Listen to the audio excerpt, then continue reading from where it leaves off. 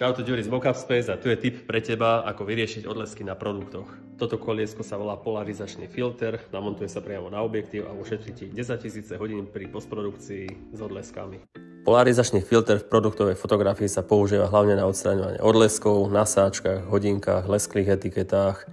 Polarizačným filtrom je potreba otáčať a nájsť jeho ideálnu polohu.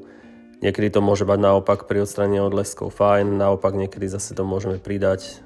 Tu vidíme u plechovky, hej, kde ten odraz tej odrazovej doske je žiaduci, takže to robí pekný efekt, aj tam vidieť tú etiketu.